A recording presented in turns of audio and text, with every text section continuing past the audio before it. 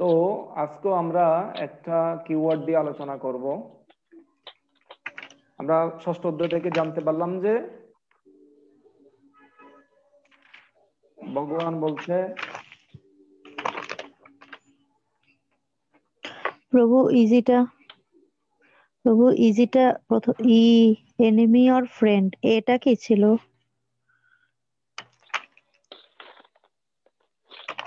হ্যাঁ, ASYটা কি ছিল একটু কি বলা যাবে? ছিল আপনারা এনিমি স্লাইড অর দেখতে পাচ্ছেন? ফ্রেন্ড।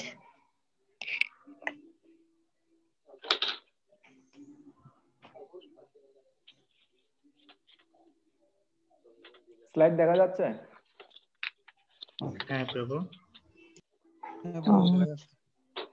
এনিমি অর ফ্রেন্ড, আপনার মন আপনার বন্ধু নাকি শত্রু? মনে পরম বন্ধু মনে পরম শত্রু হয়ে থাকে। আর অষ্টাঙ্গ যোগ আমরা ব্যাখ্যা করেছি সমদম যম নিয়ম আসন প্রাণায়াম, এই অষ্টাঙ্গ যোগ ব্যাখ্যা করেছি। এবং সাকসেস এন্ড ফেলিউর আপনারা বললেন আসলে কৃষ্ণ ভক্তের বিনাশ নেই, কৃষ্ণ ভক্তের শুধু সাকসেসই আছে, কোনো ফেলিউর নেই। কেন? পরবর্তীতে তিনি সুযোগ পাবেন।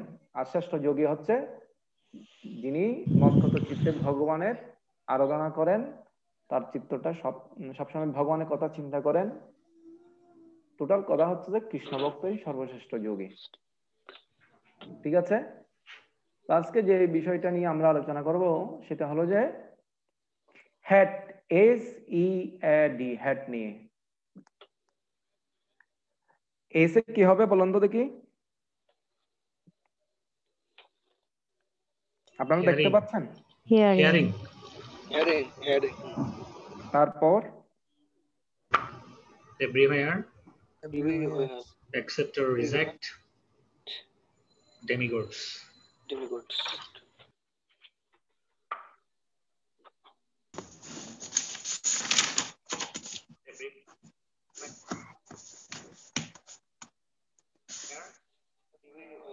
Accept or reject. আপনারা দেখতে পাচ্ছেন না? জি বাবু, দেখা যাচ্ছে।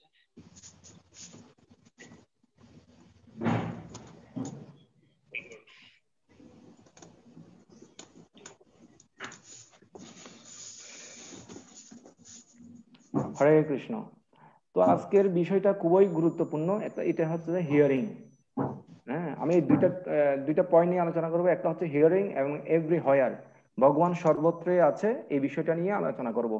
তো আপনারা একটু মনোযোগ সহকারে শ্রবণ করবেন, কারণ আজকে সৃষ্টি তত্ত্ব ক্রিয়েশন, ওইটা অত্যন্ত একটু জটিল।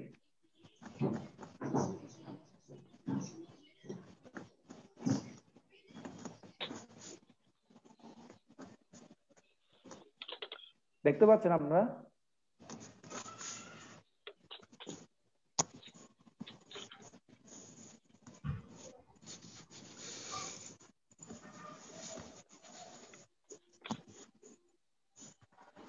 ভক্তিযোগের সকল অঙ্গগুলোতে ভগবান সম্পর্কে শ্রবণ অথবা কীর্তন হচ্ছে সর্বোত্তম। সেটির মাধ্যমে পূর্ণভাবে ভগবানকে জানা যায়। এখন সপ্তম অধ্যায়ে কৃষ্ণ অর্জুনকে তার সম্পর্কে শ্রবণ করতে বললেন। দেখেন প্রথম শ্লোকে কি বলছে? শ্রী ভগবান উবাচ মই আসক্ত মনা পার্থ যোগম যুঞ্জন মদাশ্রয় অসংশয়ম সমগ্রম মাম যথা জ্ঞাস।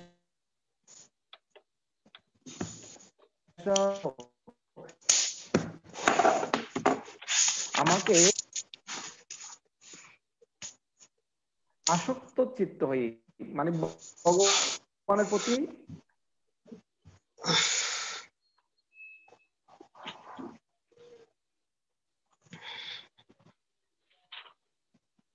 কিভাবে সমস্ত সংশয় থেকে মুক্ত হয়ে আমাকে জানতে পারবে তা শ্রবণ করো।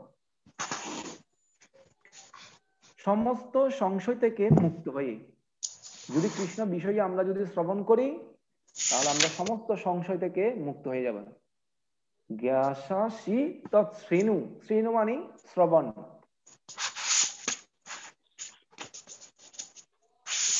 বুঝতে পারছেন?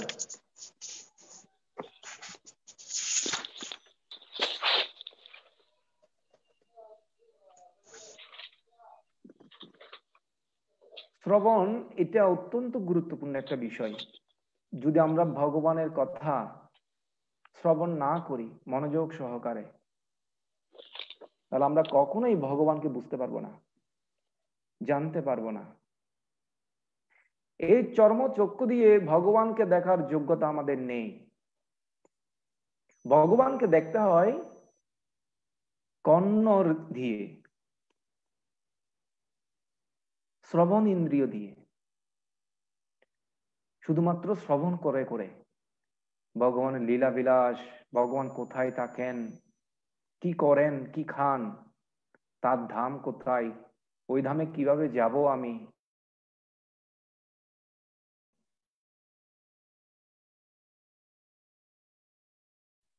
উনি ওখানে কি করেন, ভগবানের অস্বীকার করে। তো অস্তিত্বকে যদি অস্বীকার করে তাহলে তো উনি খাইতেও পারবে না, কোথাও থাকতেও পারবে না।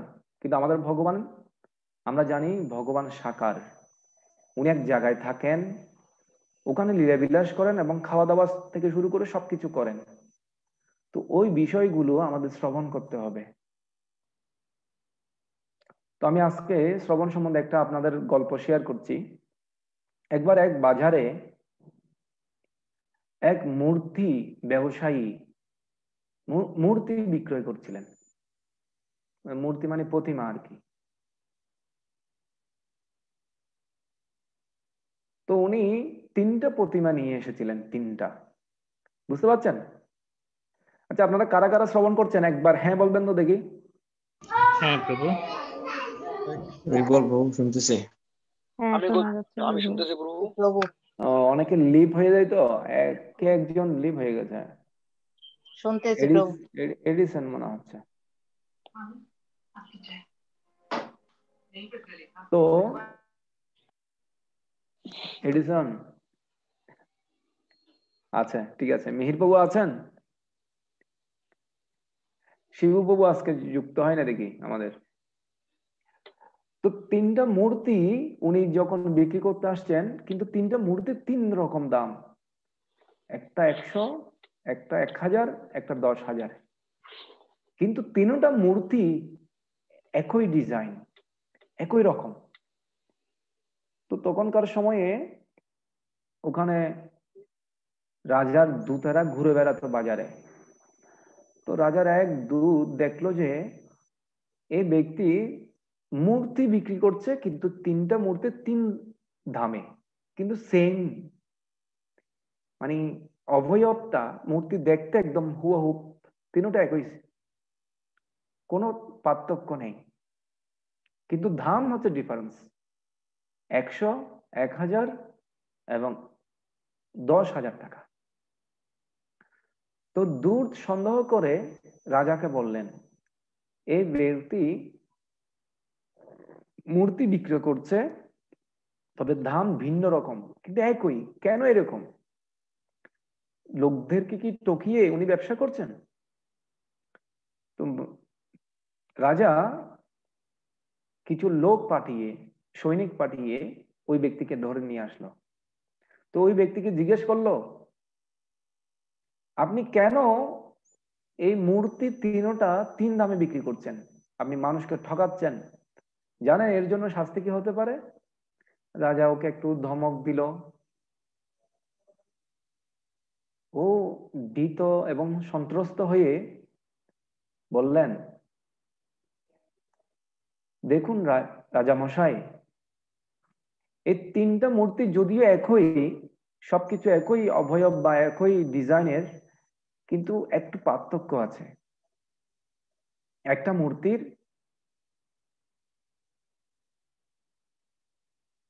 একটা কর্ণ দিয়ে ছিদ্র আছে, কিন্তু আরেকটা কর্ণের মধ্যে ছিদ্র নেই। আরেকটা 2 দিকে ছিদ্র আছে, কিন্তু আরেকটা আছে কোনো ছিদ্রই নেই। তো বললো, এটা মানে কি? এটা আবার কিরকম? তো যেটা কর্ণের 2টা ছিদ্র আছে সেটা হচ্ছে 100 টাকা। আর যেটা একটা ছিদ্র আছে সেটা হচ্ছে যে 1000 টাকা। আর যেটা ছিদ্র নেই সেটা হচ্ছে 10,000 টাকা। তো এটার মানে কি বলো তো আমাকে? তো তো রাজাকে এই মূর্তি ব্যবসায়ী মানিটা বলল যে এই জগতে অনেকে শ্রবণ করে ভগবানের কথা, কিন্তু এই কান দিয়ে শুনে আর এই কান দিয়ে বের হয়ে যায়, কিছু হৃদয়ে প্রবেশ করে না, কিছু বোধগম্য হয় না তার। যে ব্যক্তির দুইটা ছিদ্র আছে ও এদিক দিয়ে শুনে আর এদিক দিয়ে বের হয়ে যায়। এই জন্য এই শ্রোতাটা হচ্ছে 3 নম্বর ক্যাটাগরি, 3rd ক্লাস শ্রোতা। যে ব্যক্তি শুনে অর্ধেক ঢুকে আর একটু অর্ধেক বের হয়ে যায়, মানে আর অর্ধেকের মধ্যে তার মনোযোগ থাকে না, বুঝতে পারে না। এই জন্য ওর একটা কান ছিদ্র, অর্ধেক ঢুকে কিছু কথা ঢুকে যায়, আবার কিছু কথা বের হয়ে যায়। ও হচ্ছে 2nd ক্যাটাগরির শ্রোতা। আর যেটা যেটা 2 কানের ছিদ্র বন্ধ, তার শুধু কথা শুনে আর শুধু ঢুকে যায়, কোনো কান দিয়ে বের হয় না, ও হচ্ছে 1st ক্লাস ক্যাটাগরির শ্রোতা। তো আমি এই গল্পটা এই জন্য বললাম, আমাদের মিনিমাম 2nd ক্যাটাগরি হলে থাকতে হবে। এই কান দিয়ে শুনলে আর এই কান দিয়ে যদি বের হয়ে যায়, তাহলে সময় এবহি কেবলম, শুধু সময় আমাদের চলে যাবে। এই জন্য ভগবানের কথা ভগবান নিজে বলছে, জ্ঞাসি তশ্রেণু, তুমি আমার কথা শুনো, আমার কথা শুনো। ভগবান কত অর্জুনকে কিভাবে বলছে দেখেন, ভগবানের কথা ভগবান বলছে, আমার কথা শুনো তুমি আমি এখন। ভগবানের কথা, কারণ শ্রীণতা সকতা কৃষ্ণ পুণ্য শ্রবণ কীর্তন ঋদ্ধি অন্তস্থ হি অবদ্রাণী বিদুন্নতি সুহৃৎসতাম। ভগবান বলছে শ্রীণতং সকতা কৃষ্ণ পুণ্য শ্রবণ কীর্তন, শ্রীমদ ভাগবতমে বলা হয়েছে এই ভগবানের কথা পূর্ণ রূপে শ্রবণ করতে হয়। হৃদয় অন্তস্থ হয়ে অভদ্রাণী, হৃদয়ের যে অভদ্রতা আছে, ময়লা আছে, সেটা পরিষ্কার হয়ে যাবে। নষ্ট প্রায়েষু অভদ্রেষু নিত্যম ভাগবত সেবয়া, ভাগবত উত্তম শ্লোকে ভক্তির ভবতি কি নষ্ট কি। প্রতিদিন যদি কেউ শ্রীমদ ভাগবতম এবং গীতা শ্রবণ করেন, নষ্ট প্রায়েষু, প্রায় অভদ্রতার রূপ যে ময়লা সেটা পরিষ্কার হয়ে যাবে। ঠিক যেরকম একটা রুম যদি প্রতিদিন ঝাড়ু দেওয়া হয়, তাহলে সেই রুম পরিষ্কার থাকবে, মাকড়সার জালে হবে না। কিন্তু 1 সপ্তাহ পর যদি রুমের প্রবেশ করা হয়, ঝাড়ু দেওয়া না হয়, তাহলে অনেক ময়লা থাকবে। এই জন্য ভগবান বলছে তৎশ্রেণু, আমার কথা শুনো, আমার কথা বলছি, আমার কি কি শক্তি আছে, আমি কে, সেই কথা ভগবান কৃষ্ণ অর্জুনকে বলছিলেন। তো ভাগবতমে এবং আরেক জায়গায় বলছে এবং প্রসন্ন মনস ভগবদ ভক্তি যোগত ভগবত তত্ত্ব বিজ্ঞানম মুক্ত সঙ্গস্য জায়তে। আপনি যদি ভগবানের কথা শুনেন, আপনার হৃদয় প্রসন্নতা লাভ করবে। আস্তে আস্তে ভগবত ভক্তিতে কেউ যদি উন্নত হয়, তার শ্রবণ করার ক্ষমতা বেড়ে যায়, শুধু ভগবানের কথা শুনতে চাইবে। ঠিক যেরকম গোপীরা, উদ্ধব যখন বৃন্দাবনে গিয়েছিলেন, তখন উদ্ধবকে বলছিলেন, হে উদ্ধব, আমার কথা কি বলেছে ভগবান, আমার কথা কোথায় লিখেছে, এই চিঠিটা আমাকে দাও। উদ্ধব বার্তা নিয়ে গিয়েছিলেন বৃন্দাবনে, মথুরা থেকে। তো গোপীরা সবসময় ভগবানের কৃষ্ণের কথা শুনতে চাইতো। কেন? তারা হচ্ছে কৃষ্ণগত প্রাণ, সর্বশ্রেষ্ঠ ভক্ত এই জগতের গোপীরা। আর কৃষ্ণ কথা শুনলে শ্রীমদ্ ভাগবতম বলছে বিদ্ধতে হৃদয় গ্রন্থি সিদ্ধান্তস্তে সর্ব সংশয়ঃ ক্রিয়ন্তে চাস্য কর্মাণি দৃষ্টায় আত্মনিশ্বরঃ। আমাদের হৃদয়ের মধ্যে যে গিট আছে, গিট, ওই গিট গুলো খুলে যাবে। এক একটা গিট খুলে হৃদয়ের অন্তরে অন্তরস্থ থেকে এই হরিকথা প্রবেশ যখন করবে তখন আত্মা জাগরিত হবে, আত্মা জাগরিত হবে।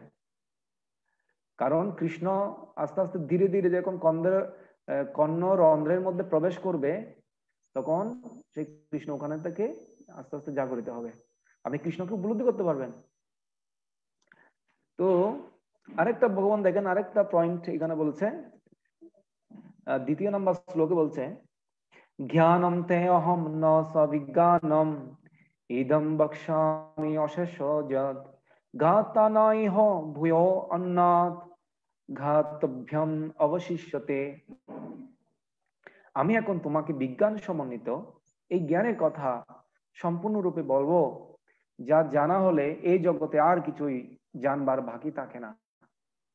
আরে ভগবানকে জানলে আর এই জগতে কি জানার তা আছে? ভগবান নিজে বলছে এটা, তুমি যদি আমার সম্পর্কে জানো এই জগতে কোনো কিছু জানার বাকি থাকবে তোমার, বাকি থাকবে না। আমাদের তো অনেক কিছু জানার বাকি থাকে, কত লেখাপড়াই না শেষ করেছি তবু জানা হলো না। কিন্তু ভগবান বলছে আমাকে জানলে তোমার আর কোনো কিছু জানার বাকি থাকবে না। কারণ এই চিন্ময় তথ্য, এই অপাকৃত ভগবানের কথা কেউ যদি পূর্ণরূপে জানে, হয়তো আমরা অল্প অল্প জানি সেই জন্য আমাদের দ্বিধাদ্বন্দ্ব আছে, সংশয় আছে, কিন্তু পূর্ণরূপে যদি জানি, সঠিকভাবে জানি, সঠিক একটা পন্থা পদ্ধতির মাধ্যমে যদি আমরা জানি, তাহলে আমাদের আর দ্বিধা সংশয় থাকবে না। ভগবান নিজে বলছে আমার কথা যদি জানে তাহলে সংশয় থাকবে না তোমার, তুমি ভয় পাবে না এই জগৎকে, মৃত্যু তোমার হবে না। অমৃতস্য পুত্র, আমরা অমৃতের পুত্র, আমাদের ভয় কিসের? আমরা ভুলে গেছি আমরা কার ছেলে। আমরা সনাত, আমরা অনাথ নয়, আমরা সনাত। আমাদের পিতা সমস্ত বিশ্ব ব্রহ্মাণ্ডের মালিক। আমরা আমরা নিজেকে মনে করি যে আমাদের কেউ নেই এই জগতে, আমরা অনাথ। আসলে যে ভগবানকে মানে না সে হচ্ছে অনাথ, আর যে ভগবান আছে ভগবান তার, ভগবান বলে এটা আমার পুত্র, ঠিক যেরকম যিশু বলছিল আমি ঈশ্বরের পুত্র। 3 নম্বর শ্লোকে ভগবান বলছে দেখেন, মনীষানাম সহস্রেষু কচ্চিৎ যততি সিদ্ধয়ে যতনামপি সিদ্ধনাম কচ্চিৎ মাম ব্যক্তি তত্ত্বত। এই শ্লোকটা খুবই ইম্পর্টেন্ট একটা। হাজার হাজার মানুষের মধ্যে কদাচিৎ কোন একজন সিদ্ধি লাভ করার জন্য প্রয়াস করবেন, যত্নবান হবেন, আর ওই যত্নশীল ব্যক্তিদের মধ্যে কদাচিৎ একজন আমাকে লাভ করতে পারবেন, ভগবান কৃষ্ণ বলছেন। আর ভগবত স্বরূপকে তত্ত্বগত অবগত হতে পারবেন তিনি। তার মানে হাজার হাজার যারা সাধু আছে, যারা ভগবানের ভক্ত আছে, তাদের মধ্যে একজন সিদ্ধি লাভ করতে পারে, কিন্তু আবার হাজার হাজার মানুষের মধ্যে একজন ভক্ত হবে। এই জগতে কত লোক আছে, কেউ ব্যবসায়ী, কেউ শ্রমিক, কেউ পেশাজীবী, বিভিন্ন রকম পেশা, কত কোটি কোটি, সবাইকে বলা হয় কর্মী। কোটি কোটি কর্মী থেকে এক জ্ঞানী শ্রেষ্ঠ, কোটি কোটি জ্ঞানী থেকে এক মুক্ত পুরুষ শ্রেষ্ঠ, কোটি কোটি মুক্ত থেকে এক কৃষ্ণ ভক্ত শ্রেষ্ঠ। ভুক্তি মুক্তি কামী সকলে অশান্ত, কৃষ্ণ ভক্ত নিষ্কাম অতএব শান্ত। শ্রীমদ না চৈতন্য চরিতামৃতে তার মানে কৃষ্ণ ভক্তের ব্যাখ্যাটা কিভাবে দেওয়া হয়েছে? হাজার হাজার কোটি কোটি কর্মী থেকে একজন জ্ঞানী হবে, আর কোটি কোটি জ্ঞানী থেকে একজন মুক্ত কামী বা মুক্তি শ্রেষ্ঠ হবে, মুক্তকামী, মুক্ত পুরুষ। যারা মুক্তি কামনা করে, হিমালয় গিয়ে তপস্যা করে, তাদেরকে বলা হয় মুক্তিকামী। সেরকম কোটি কোটি মুক্তিকামী থেকে একজন কৃষ্ণ ভক্ত, যিনি কৃষ্ণকে পূর্ণরূপে ভগবান রূপে জেনে আরাধনা করছেন, সেরকম ভক্ত অত্যন্ত দুর্লভ। তো আমি আপনাদেরকে একটা স্লাইড নিয়ে যাই, স্লাইড দেখাই কিরকম কৃষ্ণ ভক্ত শ্রেষ্ঠ দেখাচ্ছে।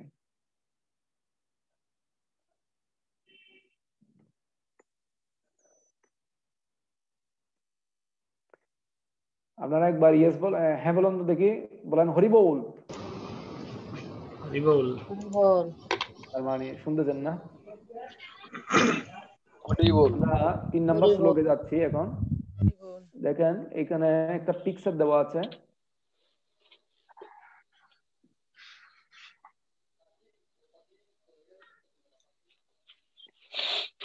দেখেন কত কর্মী এই জগতে আছে, বিভিন্ন রকম পেশাজীবীরা আছে, এর মধ্যে আবার হাজার হাজার সাধু আছে, হাজার হাজার সাধুর মধ্যে একজন, কদাচিৎ একজন সাধু ব্যক্তি ভগবান কৃষ্ণকে লাভ করতে পারেন।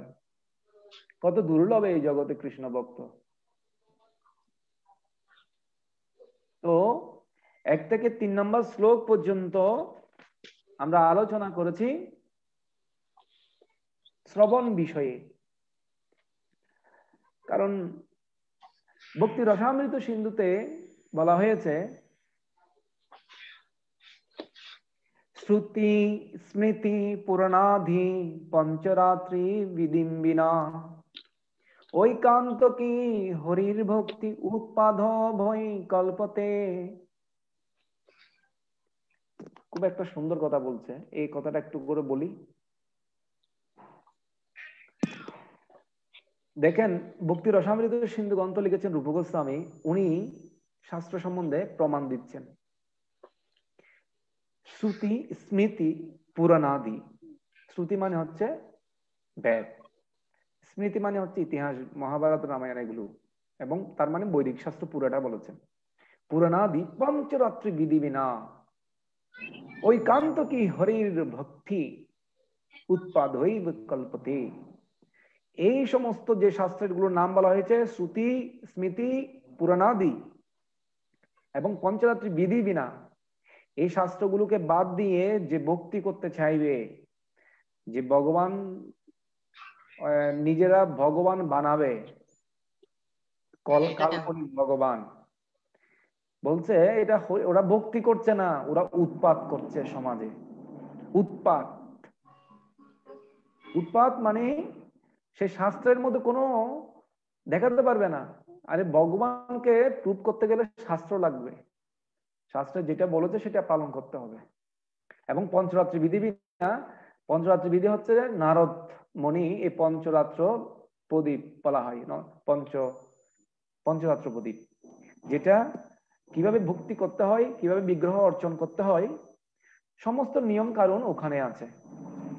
ওই নিয়ম যে ফলো করবে না সেই উৎপাত করবে বলছে। অত শ্রীকৃষ্ণ নামাদি না ভবেদ গ্রাহ্যম ইন্দ্রিয়ই শ্রবণময়ী হি জিহ্বাদ স্বয়মেব স্ফুরদ। এই কৃষ্ণের নাম, অত শ্রীকৃষ্ণ নামাদি ন ভবেদ গ্রাহ্যম ইন্দ্রিয়, আমাদের ইন্দ্রিয় দিয়ে আমি বুঝতে পারবো না কৃষ্ণকে। ম্যাটেরিয়াল বডি দিয়ে চিন্ময় বডিকে, স্পিরিচুয়াল বডিকে কিভাবে উপলব্ধি করতে পারবো? কিন্তু শ্রবণ মুখ হি জিহ্বাদ, তবে জিহ্বার মাধ্যমে হরে কৃষ্ণ মহামন্ত্র কীর্তন করলে, প্রসাদ আস্বাদন করলে ভগবানের, আস্তে আস্তে শরীর পবিত্র হবে, প্রসাদ খেলে জিহ্বা পবিত্র হবে, মন পবিত্র হবে, তখন ভগবানকে উপলব্ধি করতে পারবো। এই জন্য সেবন মুখহি, তখন সেবন উন্মুখ হয়ে যাবে, আমি ভগবানের সেবা করার জন্য আমার মন প্রাণ উদ্বিগ হয়ে যাবে। স্বয়মেব স্ফুরদ, তখন কৃষ্ণ আমার জিহ্বার মধ্যে নৃত্য করতে থাকবে। কেউ যদি শুদ্ধভাবে কৃষ্ণ নাম করে না, জিহ্বার মধ্যে নৃত্য করতে থাকবে, হরে কৃষ্ণ কৃষ্ণ কৃষ্ণ হরে হরে, হরে রাম রাম রাম হরে হরে। কিবা মন্ত্র দিলা গোসাই, কিবা তার বল। চৈতন্য মহাপ্রভু বলছে, কি মন্ত্র দিয়েছে গোসাই, কি তার বল। এটা আমি নাম জপ করতে করতে কখনো হাসায়, কখনো খাঁদায়, এটা কখনো আমাকে নাচাচ্ছে, কখনো হাসাচ্ছে, কখনো কাঁদাচ্ছে। আমি কি করব? কি মন্ত্র দিলা তুমি আমাকে? এটা এমন কেন? এ হাসাচ্ছে কেন, আমাকে নাচাচ্ছে কেন? কিন্তু আমাদের হয়তোবা এখনো নাচ গান আসে নাই, আমরা হয়তোবা ভগবানের নাম করলে এখনো কান্না করি নেই, আমাদের সম্পর্ক যে চলে গেছে অনেক বছর ধরে, বহু পুরানো সম্পর্ক ভগবানের সাথে, এটা হারিয়ে ফেলেছি। কিন্তু কেউ যদি শুদ্ধভাবে হরিনাম করে পুরানো সম্পর্ক আবার ফিরে পাবো। তারপর সম্পর্ক যখন ফিরে পাবো তখন সম্পর্ক গড়তে পারবো। হে প্রভু, হে নিত্য স্বামী, হে আমার পথি, এই বলে এমন করে আমরা ডাকবো। তো আমি আপনাদেরকে আরেকটা বিষয়, এটা তাহলে শ্রবণ মুখহি জিহ্বাদ মানে হচ্ছে যে আমাদের জিহ্বাটাকে আগে কন্ট্রোল করতে হবে। সেটা হচ্ছে যে কি দিয়ে? প্রসাদ দিয়ে এবং হরিনাম দিয়ে। বুঝতে পারছেন? প্রভু একটু আগে যে শাস্ত্রগুলোর নাম বলছিলেন আবার একটু বলেন। কি বলতাম? হ্যাঁ হ্যাঁ, যে হ্যাঁ, ভক্তির অসমৃত সিন্ধু আর কি কি যেন। আমি ভক্তির অসমৃদ্ধ সিন্ধু থেকে কয়েকটা শ্লোকের উদাহরণ দিলাম, যে কেউ যদি শ্রুতি স্মৃতি পুরাণাদি বাদ দেয়, এমনি ভক্তি করতে চায় শাস্ত্র না মেনে, এটা উৎপাত করবে, সমাজে বিশৃঙ্খলা করবে। কত লোককে ভগবান বানাচ্ছে, মেজদা ছোটদা, অমুক বাবা সমুক বাবা, এইসব উৎপাত করবে, আত্মাটাকে হারাবে, আর ভগবত ধামে কেউ যেতে পারবে না। আগে আত্মতত্ত্ব সম্বন্ধে ভালো করে জানা দরকার। আর অত শ্রীকৃষ্ণ নামাদি নববেদ গাজ্যম ইন্দ্রিয়, আমাদের ইন্দ্রিয় দিয়ে ভগবানকে উপলব্ধি করা যাবে না। আমাদের জিহ্বার মাধ্যমে ভগবানকে উপলব্ধি করতে পারবো। সেবন মুখহি, তখন আমরা সেবন উন্মুখ হয়ে যাব, ভগবানের সেবা করতে চাইবো। আর ওটা একমাত্র সম্ভব কেউ যদি ভগবানের প্রসাদ পায় এবং জিহ্বা দিয়ে হরিনাম করে। তো আমরা এখন আরেকটা বিষয় নিয়ে আলোচনা করব। সেটা হলো যে খুব একটা জটিল বিষয়, সেটা হলো যে এভরি হয়ার।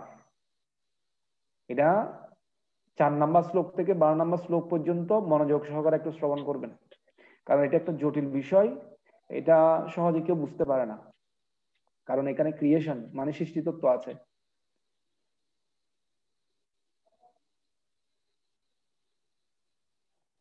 দেখেন, ভগবান বলছে আমাদেরকে কি দিয়ে তৈরি করছে। দেখেন 4 নম্বর শ্লোকে, ভূমি অপনল হবায়ু হংমন বুদ্ধির বচ অহংকার ঐতিয়ামে ভিন্ন প্রকৃতি রষ্টদা। আমাদের 8টা উপাদান দিয়ে তৈরি করেছে। কয়টা উপাদান দিয়ে? 8টা দিয়ে। আচ্ছা, এই 8টা উপাদান কি কি বলতে পারবেন? ভূমি, জল, বায়ু, অগ্নি, আকাশ, মন, বুদ্ধি ও অহংকার।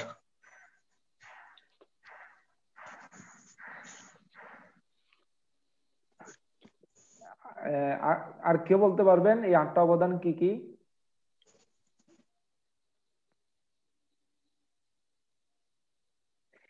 এই জিনিসগুলো একটু মুখস্থ রাখতে হবে। পুরো জগৎটা তৈরি হয়েছে এগুলো দিয়ে, শুধু আমরা না, পুরো জগৎটা এগুলো দিয়ে তৈরি হয়েছে। একটা থেকে একটা সূক্ষ্ম, ভূমি থেকে সূক্ষ্ম থেকে মানে সূক্ষ্ম থেকে সূক্ষ্মতর। ভূমি থেকে কে সূক্ষ্ম? ভূমি, জল, আগুন, তারপর বায়ু, এরপর আকাশ। আকাশ মানে হচ্ছে শূন্য, ইথার মাধ্যম। আমাদের শরীরের মধ্যে ফাঁকা আছে, বুঝছেন? এরপর মন, বুদ্ধি, অহংকার। এই 5টা উপাদানকে বলা হয় স্থূল উপাদান, স্থূল শরীর। আর মন, বুদ্ধি, অহংকারকে বলা হয় সূক্ষ্ম শরীর। তো যখন কেউ মারা যায়, এই পঞ্চভূত দেহ শরীর ত্যাগ করে, আর এটা এই জগতে মিশে যায়। মাটি মাটিতে মিশে যায়, আগুন আগুনে মিশে যায়। পঞ্চভূত শরীর কেউ পুড়িয়ে ফেলে বা কবর দিয়ে দেয়। এই মন বুদ্ধি কিন্তু নষ্ট হয় না, আত্মার সাথে এই ব্রহ্মাণ্ড পর্যন্ত যাবে, মানে 14 ভুবন পর্যন্ত ঘুরে বেড়াবে, কিন্তু বৈকুণ্ঠ লোকে যেতে পারবে না। বৈকুণ্ঠ লোকে যেতে পারবে পিওর মাইন্ড। পিওর মানে মানে শুদ্ধ মন, নট ম্যাটেরিয়ালিস্টিক মন।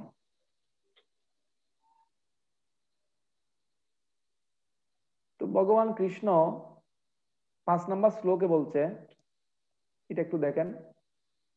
ভগবান বলছে, অপরায়মিতস্থানম প্রকৃতিম বিদ্ধি মে পরাম জীবভূতা মহাবাহো জয়েদম দার্জতে জগ। ভগবান যে 4 নম্বর শ্লোকে বলছে,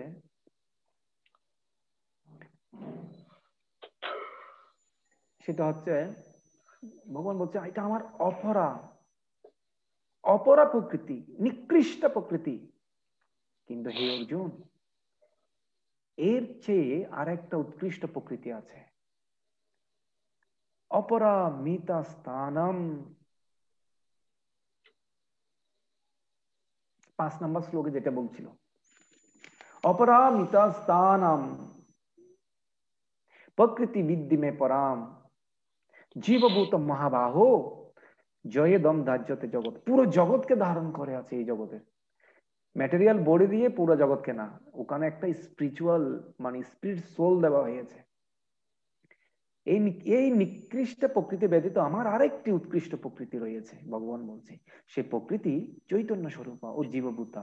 সেই শক্তি থেকে সমস্ত জীব নিঃসৃত হয়ে এই জড়জগৎকে ধারণ করে আছে।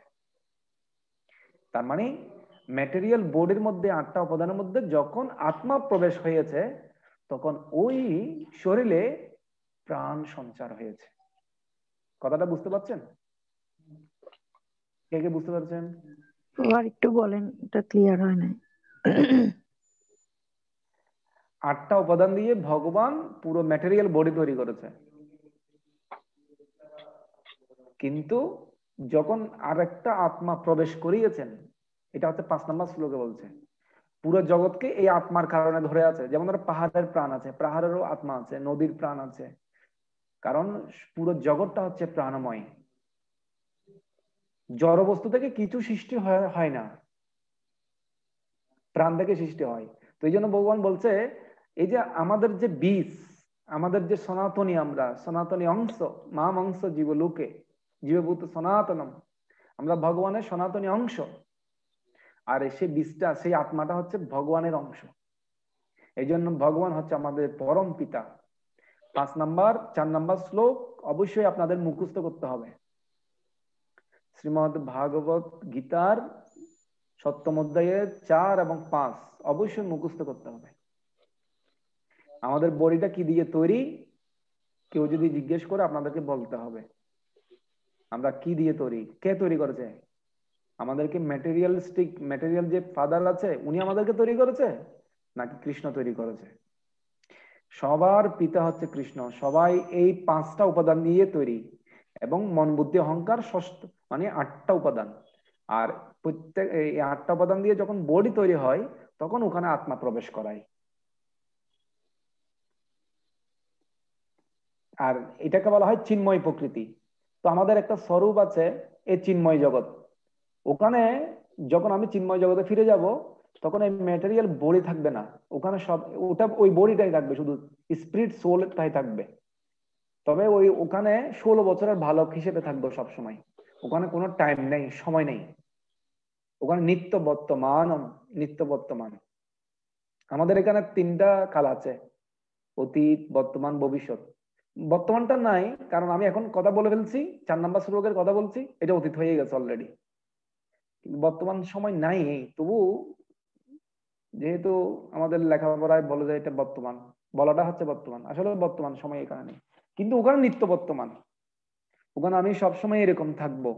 এই দেখছেন, অনেক এখানে কৃষ্ণের অনেক ভক্ত, ইয়াং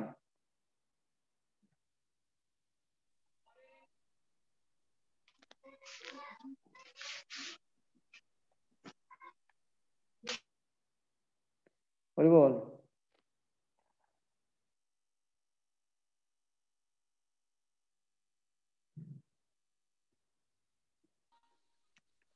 বুঝতে পারছেন? এখন আমি জিজ্ঞেস করব কয়টা উপাদান দিয়ে তৈরি, এবং আত্মা হচ্ছে পরা প্রকৃতি, আর এই মাটি, জল, অগ্নি এগুলো হচ্ছে যে অপরা প্রকৃতি। ভগবানের 2টা প্রকৃতি আছে। কি কি প্রকৃতি? পরা, অপরা। পরাবিদ্যা, অপরাবিদ্যা। Material knowledge, spiritual knowledge. পরাশক্তি সম্বন্ধে যখন আমরা জানবো, আর ভগবানের চিন্ময় জগৎটা হচ্ছে পরাশক্তির আন্ডারে, মানে চিন্ময় জগৎ বলা হয় এই জন্য এটাকে। তো 7 নম্বর শ্লোকে ভগবান গিয়ে বলছে, দেখেন, মধ্য, আমি আপনাদেরকে একটা 6 নম্বরের একটা কথা বলি। আমরা বলি না সৃষ্টিকর্তা হচ্ছে ব্রহ্মা, আর ধ্বংসকর্তা হচ্ছে কে? শিব। কিন্তু 6 নম্বর শ্লোকে ভগবান কি বলছে দেখেন, एतज्जनैनि भूतानि सर्वाणि इति उपधारय अहं কৃষ্ণস্য জগৎ প্রভবো প্রলয়স্ততা। ভগবান বলেছে প্রভব প্রলয়স্ততা, আমি সৃষ্টিকর্তা, প্রভব মানে সৃষ্টিকর্তা আর ধ্বংসকর্তা, প্রলয়স্ততা মানে আমি ধ্বংসকর্তা। তার মানে সৃষ্টি কে করেন, ধ্বংস কে করেন, কে বলবেন? ভগবান স্বয়ং। হ্যাঁ, সৃষ্টি ভগবান কে করেন? শ্রীকৃষ্ণ স্বয়ং। ওরা হচ্ছে ইনডাইরেক্ট। ব্রহ্মা যে সৃষ্টি করে এটা হচ্ছে গৌণ সৃষ্টিকর্তা, ইনডাইরেক্ট। কিন্তু মেইন কারণ হচ্ছে কে? কারণ প্রধান কারণ কে? ভগবান কৃষ্ণ। প্রলয়স্ততা, উনি ধ্বংস করেন। শিব, শিব হচ্ছে ধ্বংসকর্তা, গৌণ কারণ। ভগবানের শক্তিতেই উনি ধ্বংস করেন, ভগবানের সৃষ্টিতেই মানে ভগবানের শক্তিতেই ব্রহ্মা সৃষ্টি করেন। হ্যাঁ, ব্রহ্ম সংহিতায় এরকম অনেক শ্লোক আছে।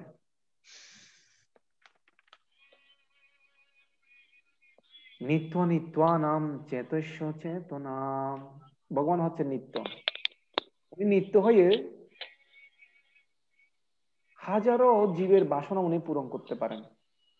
আমরা হচ্ছে নিত্য, কিন্তু ভগবান কৃষ্ণ হচ্ছে পরম নিত্য।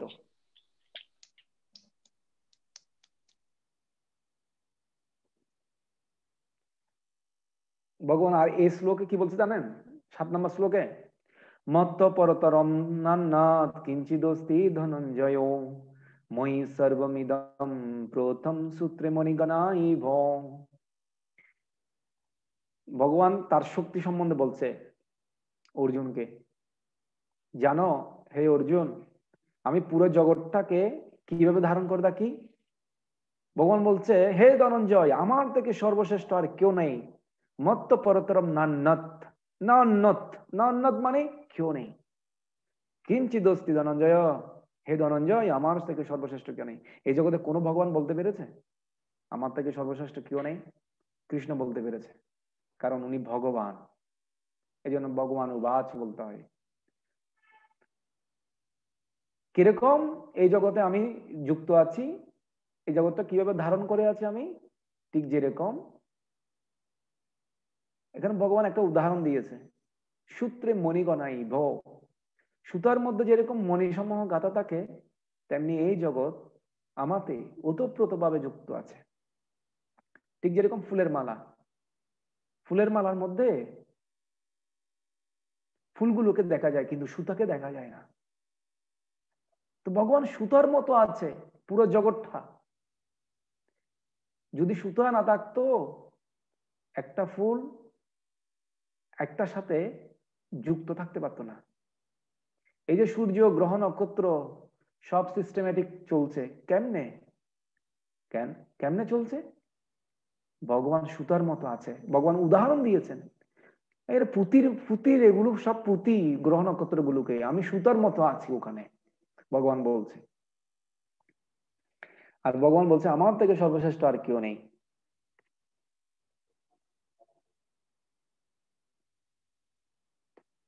এখানে একটা ছবি দেওয়া হয়েছে পুঁতি, দেখেন কিরকম।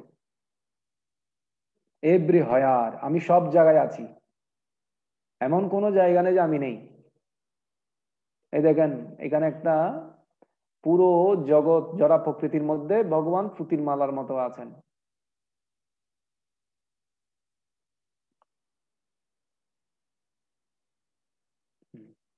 শ্রীমদ ভাগবতমে এই সৃষ্টি তত্ত্ব সম্বন্ধে বলা হয়েছে।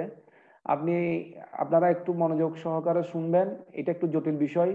অনেকেই আবুল তাবুল প্রশ্ন করে এই সৃষ্টি তত্ত্ব সম্বন্ধে, কিন্তু আপনারা যদি ধৈর্য ধারণ করে একটু শ্রবণ করেন তাহলে বুঝতে পারবেন। ভালো করে শুনেন। আমি প্রথমে বললাম 8টা উপাদান, এরপরে আরো কয়েকটি উপাদান সম্বন্ধে শ্রীমদ ভাগবতমে বর্ণনা করা হয়েছে। প্রথম 2টা উপাদান, কারণ ভাগবতম আলোচনা করা হয়েছে 10টা বিষয় নিয়ে, ঠিক যেরকম গীতা 5টা বিষয় নিয়ে আলোচনা করা হয়েছে। অত্র সর্গ বিসর্গ স্থানম স্থানম মনয় মনন্তর ঈশানুকতা নিরোধ মুক্তরি আশ্রয়। মুক্তির আশ্রয় মানে 10টা বিষয় টোটাল। এখানে অত্র স্বর্গ বিসর্গ নিয়ে আমরা আলোচনা করব আজকে। এই স্বর্গ মানে হচ্ছে যে জড় উপাদানগুলোর প্রাথমিক সৃষ্টি, আর বিসর্গ মানে হচ্ছে যে ব্রহ্মার গৌণ সৃষ্টি। এই ব্রহ্মা যখন ভগবান সবকিছু উপাদানগুলো দেন তখন ব্রহ্মাকে তৈরি করতে বলেন, তখন ব্রহ্মা গৌণ সৃষ্টি করেন সবকিছু। 84 লক্ষ জীব প্রজাতি সৃষ্টি করেন উনি। তো ভগবান হচ্ছে যে বিভু চৈতন্য স্বরূপা, ভগবান হচ্ছে বিভু, ভগবান হচ্ছে মূল সৃষ্টিকর্তা সবকিছুর। হ্যাঁ, তো উনি এই কাজগুলো উনি করেন না, উনি এই ব্রহ্মা শিব এরকম বিভিন্ন বড় বড় দেবতা সৃষ্টি করে ওনাদেরকে দিয়ে করান। বুঝতে পারছেন? হরি বল। তো শ্রীমদ ভাগবতের প্রথম স্কন্ধে 3য় অধ্যায়ে 28 নম্বর শ্লোকে বলছে যে দেখেন প্রভু পুরুষোত্তম স্বংশ এবং বিভিন্নাংশ।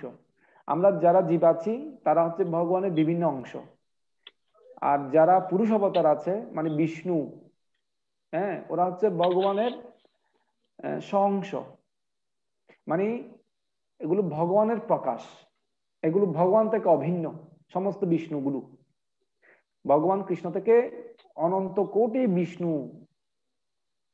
কি হয় সৃষ্টি হয়, কিন্তু এই সমস্ত বিষ্ণুগুলো হচ্ছে ভগবান তত্ত্ব, মানে বিষ্ণু তত্ত্ব।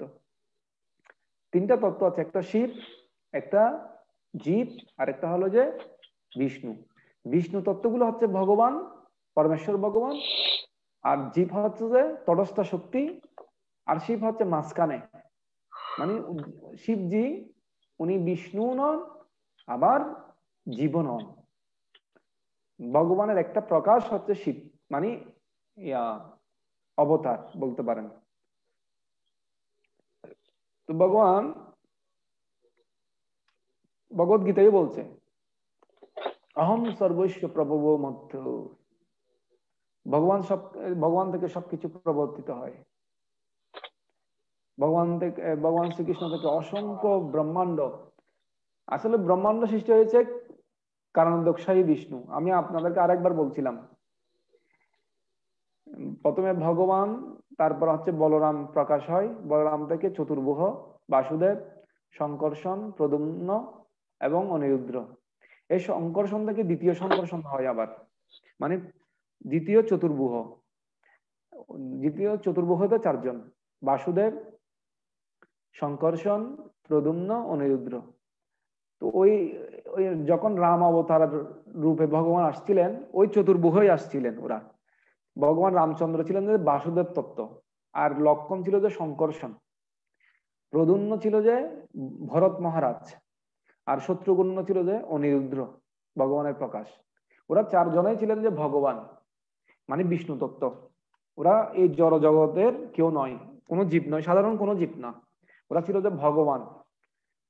ওদের সাথে এই জগতের কেউ পারবে না, এমনকি শিবজি পর্যন্ত পারবে না। শিব অত্যন্ত শক্তিশালী হলেও বিষ্ণু তত্ত্ব হতে পারে না উনি।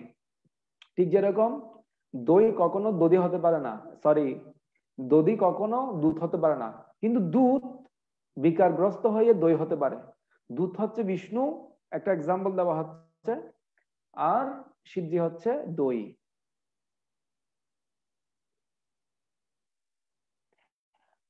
আর অনন্ত কোটি ব্রহ্মাণ্ড আছে, অনন্ত কোটি ব্রহ্মাণ্ড।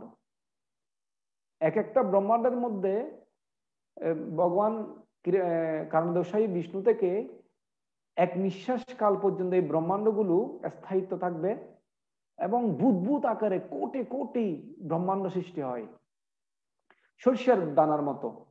মনে করেন এক বস্তা শস্যের মধ্যে কত শস্য আছে, কত সরিষা আছে, বা চিনির বস্তা মনে করেন কত চিনি আছে, কেউ গণতে পারবে? কেউ কাউন্টেবল করতে পারবে কিনা বলেন? হরে কৃষ্ণ। এটা আনকাউন্টেবল, পুরোটা সম্ভব না, গুনতে পারবে না। তো ভগবান মহাবিষ্ণুর লোমকূপ থেকে, এরকম লোমকূপ থেকে কোটি কোটি ব্রহ্মাণ্ড সৃষ্টি হয়। একটা ব্রহ্মাণ্ড 14টা লোক আছে। এটা একটু বুঝার চেষ্টা করেন, 14টা লোক কিরকম ভাবে। আমরা এখানে আমি সব স্লাইডে দেওয়া আছে, জাস্ট স্লাইডটা একটু ভালো করে দেখবেন।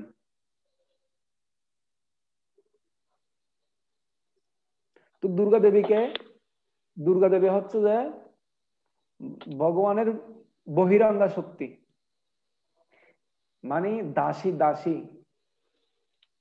লক্ষ্মী হচ্ছে ভগবানের স্ত্রীর মতো। তো ঘরের মধ্যে দাসী থাকে না, দাসী, এই দাসী হচ্ছে যে দুর্গা দেবী, বহিরাঙ্গা।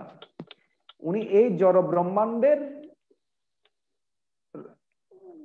গেটকিপার বা রক্ষাকর্তা বলা হয় দুর্গা দেবীকে। এই জগৎকে দুর্গা বলা হয়, দুর্গ।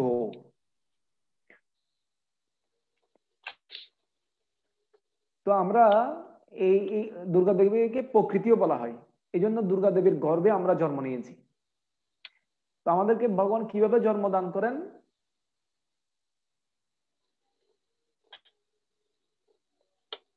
ভীষণ জাস্ট ভগবান এই জরা প্রকৃতি, এই যে 24টা উপাদান ছিল, গত ক্লাসে ব্যাখ্যা করেছিলাম 24টা উপাদান, এখানের মধ্যে মাটি, ভূমি, জল এগুলো সব ছিল। এই 24টা উপাদানের মধ্যে ভগবান যখন এরকম করে দৃষ্টিপাত করেন, একটু করে দেখেন, তখন জরা প্রকৃতির মধ্যে গর্ভধান সংস্কার, মানে গর্ভ সৃষ্টি হয়ে যায়। জরা প্রকৃতি কুপিত হয়। তখন এই জরা প্রকৃতি হচ্ছে কে? জরা প্রকৃতির কার রূপ? দুর্গার। তো ভগবান দুর্গার মধ্যে একটু করে দৃষ্টিপাত করেন, ইয়ৎক্ষণ দৃষ্টিপাত। ইয়ৎক্ষণ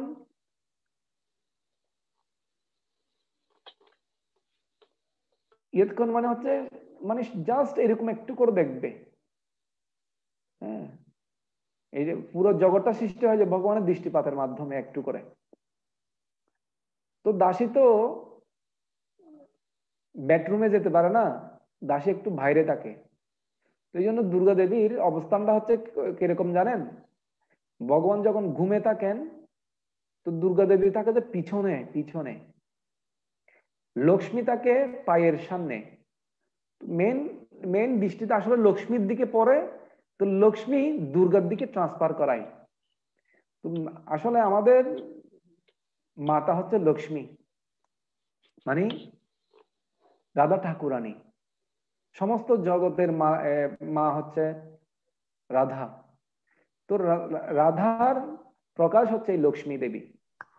প্রভু সুভদ্রা কি রাধা নাকি মানে সুভদ্রা হচ্ছে কৃষ্ণের? যোগমায়া, যিনি এই লীলাগুলো সংগঠিত করবেন, এই কাজগুলো করবেন। তাহলে উনি কি দুর্গার মতো এরকম কিছু? মানে সুভদ্রা এই জগতে দুর্গা, চিন্ময় জগতে সুভদ্রা। এখানে ভদ্রা কালী বলা হয়, ভদ্রা, ওখানে সুভদ্রা। তো এখন আপনার উচিত আপনি ডিসাইড করবেন, আপনি কি ভদ্রাতে যুক্ত থাকবেন নাকি সুভদ্রাতে যাবেন। আপনি যদি ভক্ত হয়ে যান সুভদ্রা মায়ের আন্ডারে, আর আমরা যারা কৃষ্ণ ভক্ত নয় তারা ভদ্রাকালীর আন্ডারে বা দুর্গার আন্ডারে, মানে মহামায়ার আন্ডারে। ভক্ত যোগমায়ার আন্ডারে। তো যদি আমাদের পরম পিতা হচ্ছে কৃষ্ণ, পরম মাতা হচ্ছে রাধা ঠাকুরানী, কিন্তু ম্যাটেরিয়াল বডির জন্য এই জড়া প্রকৃতি যে আমাদের পঞ্চভূতের দেহ, সেটার মা হচ্ছে দুর্গা। আর ভগবান যে দৃষ্টিপাত করেন সেটা শিবের মাধ্যমে। এই জন্য শিবজি এই জড়া প্রকৃতির ঈশ্বর। এই জন্য শিব হচ্ছে ইনডাইরেক্ট ভাবে আমাদের পিতা, কারণ যিনি বিষ্ণু তিনি জড়া প্রকৃতি, এটাকে বলা হয় নিকৃষ্ট প্রকৃতি, টয়লেট বলা হয়। এই জড়া জগৎকে টয়লেট বলেছে। ছিল প্রভাস বলছে এই টয়লেট, এই জড় জগৎটা হচ্ছে যে টয়লেট। তো এটা নোংরা বলা হয়েছে, নিকৃষ্ট প্রকৃতি। তো ভগবান এই জগতে সরাসরি অংশগ্রহণ করে না। ঠিক যেরকম ডাক্তার কোনো কিছু অপারেশন করার সময় একটা গ্লাভস পরবে, গ্লাভস পরে অপারেশনটা করবে, বুঝা গেল? এই গ্লাভসটা হচ্ছে শিব, আর অরিজিনাল যেটা হাত সেটা হচ্ছে যে বিষ্ণু। এই জন্য বিষ্ণু হচ্ছে আমাদের আদি পিতা মাতা। কেন? বীজ ও প্রধানকারী পিতা আমি, আর ব্রহ্ম জনি স্বরূপা প্রকৃতি হচ্ছে মাতা। তো মা তো আর বাবাকে ছাড়া সন্তান উৎপাদন করতে পারে না। অনেকে বলে আমরা প্রকৃতি থেকে এসেছি, প্রকৃতি থেকে এসেছি। আরে প্রকৃতি কার আন্ডারে থাকে? দুর্গা হচ্ছে ভগবানের বহিরাঙ্গ শক্তি। শক্তি মানে ধ্বংস নেই, শক্তির কখনো ধ্বংস বা সৃষ্টি হয় না, শক্তির রূপ পরিবর্তন হয়। এই জন্য আত্মার কখনো ধ্বংস বা সৃষ্টি হয় না, প্রকৃতিরও ধ্বংস বা সৃষ্টি হয় না, এগুলো নিত্য বস্তু। আর ভগবানের চিন্ময় যে প্রকৃতি আছে, পরা প্রকৃতি, চিন্ময় জগৎ, বৈকুণ্ঠ লোক, এগুলো নিত্য লোক, এখানে কোনো অনিত্য কোনো কিছু নেই। তাহলে শিব হচ্ছে গ্লাভস, বিষ্ণু হচ্ছে অরিজিনাল হাত, মনে থাকবে। আর আমাদের রাধাকৃষ্ণ হচ্ছে অরিজিনাল পিতামাতা, পরম পিতামাতা। দুর্গা হচ্ছে ম্যাটেরিয়াল বডির জন্য। এই জন্য আপনি দুর্গা মাকে কখনো অবজ্ঞা করতে পারবেন না, সব সময় সম্মান করতে হবে এবং প্রার্থনা করতে হবে, হে মাতে আপনি আমাকে এমন কৃপা করুন, আপনার এই মায়া শক্তি থেকে যেন আমি উত্তীর্ণ হয়ে কৃষ্ণ ভক্তি লাভ করতে পারি, কৃষ্ণের চরণে যেন আমার রতি হয়, রাধা কৃষ্ণের চরণে যেন আমার রতি হয়। আপনার মায়া দুরিদি সহ আমি আপনার মায়াটাকে আমি অতিক্রম করতে পারছি না, কারণ আমাদের এই জগতে মায়া সৃষ্টি করে রাখেন কে? দুর্গা দেবী। এবং উনি আমাদেরকে ত্রিতাপ ক্লেশ দেন, আধ্যাত্মিক ক্লেশ, আদি দৈবিক ক্লেশ, আদি বৈদিক ক্লেশ। তো 5টা উপাদান, ওদিকে কয়টা হলো? টোটাল কয়টা উপাদান হলো বলেন? ওদিকে 8টা উপাদান,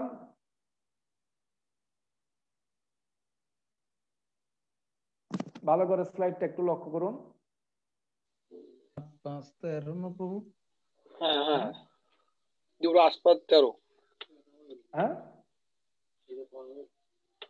দেখতে পাচ্ছেন?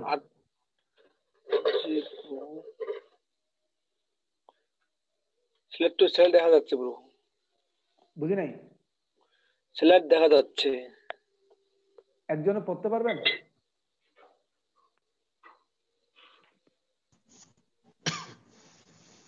জড়ের সৃষ্টি, কালরূপে সুপ্ত শক্তিতে প্রবেশ।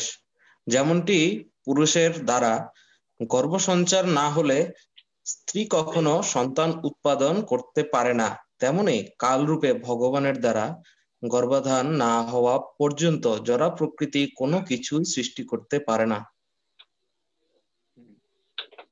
তার মানে প্রকৃতি হচ্ছে আমাদের মাতা, আর কৃষ্ণ হচ্ছে পিতা, আর কৃষ্ণ এই প্রকৃতিকে কন্ট্রোল করেন।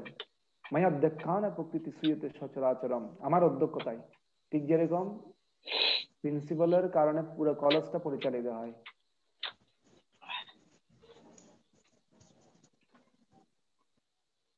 এটা পড়ন্ত দেখি, এটা ভাগবতমের একটা ইয়া আছে।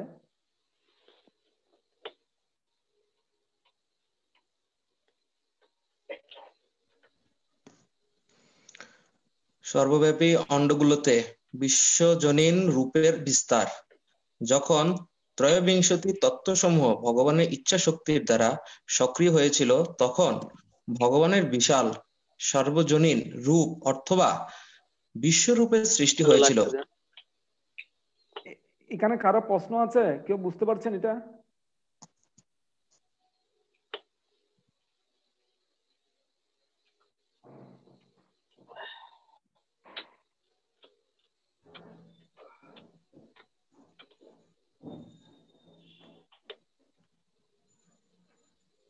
প্রভু, ত্রয়োবিংশতি তত্ত্বসমূহ কোনটা? ত্রয়োবিংশ মানে 33টা। এখন 33টা তত্ত্ব দেখি গণেন কি কি বলেন। ত্রয়োবিংশতি তত্ত্বসমূহ কোনটা? বলুন কোনটা দেখাচ্ছি এখন। এর আগে আপনাদেরকে আমরা 8টা উপাদান বলেছিলাম না? আকাশ, মাটি, জল, অগ্নি, বায়ু, আকাশ। আর এটার আবার 5টা বিষয় আছে না? যেমন ধর আকাশের মধ্যে কি আছে? শব্দ, স্পর্শ, বায়ু, রূপ, স্বাদ, এগুলো একটার সাথে রিলেটেড। এরকম এগুলো হচ্ছে জ্ঞানেন্দ্রিয়ের বিষয়।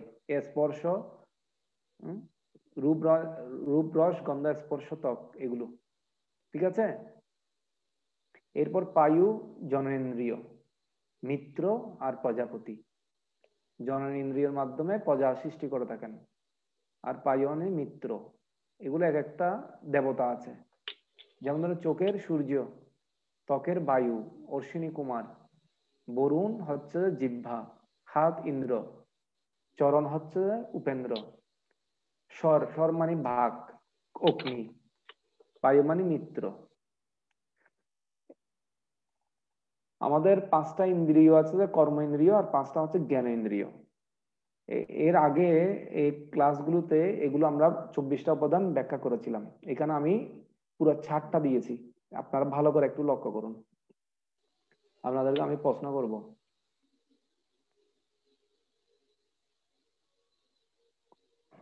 দেখেন কাল, কর্ম, স্বভাব, এটা মহাবিষ্ণু থেকে, মহাবিষ্ণু এই উপাদানগুলো দিবেন।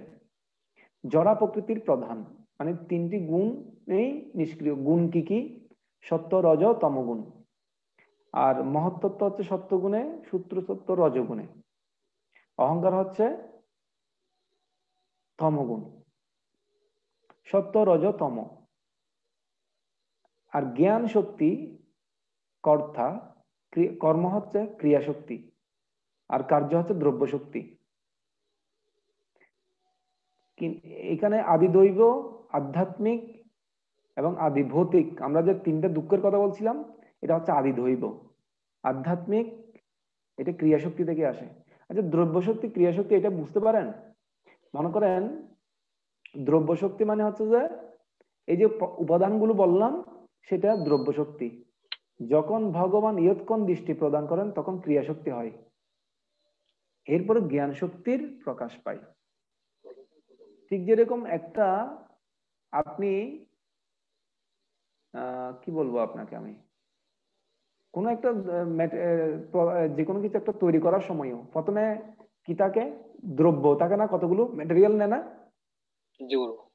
এরপরে এটাকে ক্রিয়া শক্তি মানে কাজ করাই, বিভিন্ন রকম মেশিনের মাধ্যমে দিয়ে এটাগুলোকে কাজ করাই। হ্যাঁ, এটা আরেকটা রূপ হয়ে যায়। এরপরে যখন উনি প্রকাশিত হয়, জ্ঞান শক্তি হয়, জ্ঞান শক্তি বলা হয় এটাকে। বুঝতে পারছেন?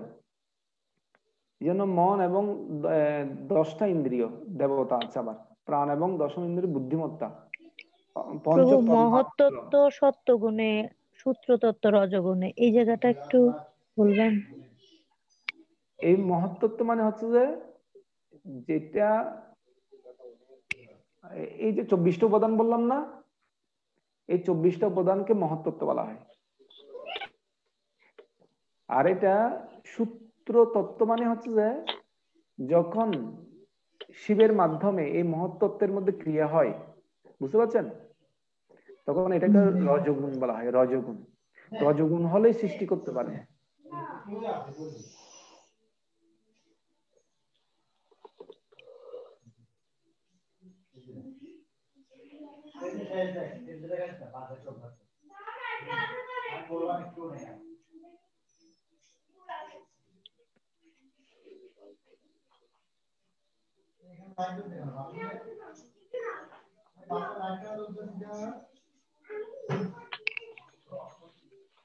ভালো করে দেখেন, আমি আপনাদেরকে আরেকটা জিনিস দেখাই। এই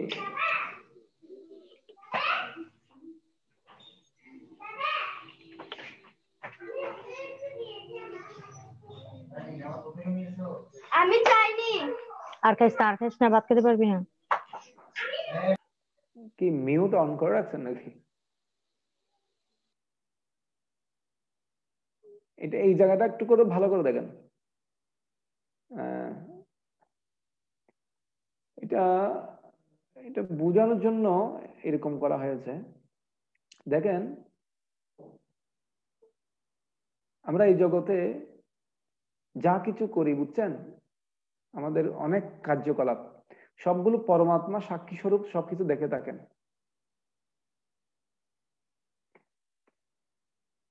এগুলো সবগুলো ক্রিয়া হয়ে যায় এই 3টা গুণের মাধ্যমে, সত্য, রজ, তমগুণ, এই প্রকৃতির।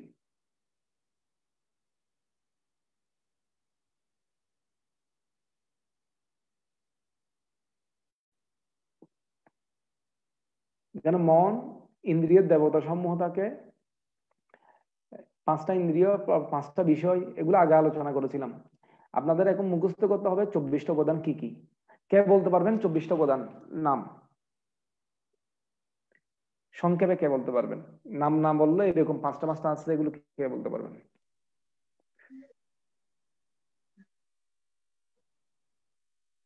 কেউ বলতে পারবেন 24টা উপাদান কি?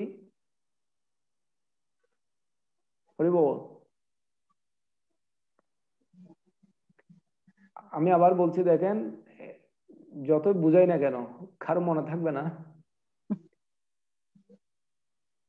4 নম্বর শ্লোকে ভগবান 8টা উপাদান বলেছিল: ভূমি, জল, অগ্নি, আকাশ, বায়ু।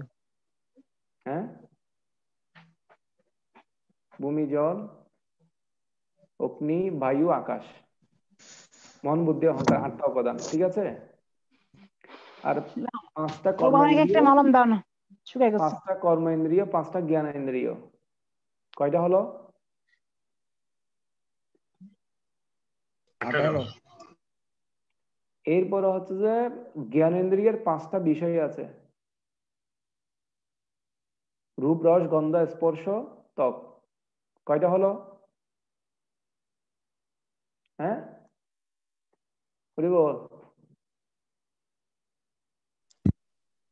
কয়টা? পরের 5টা কি প্রভু বললেন?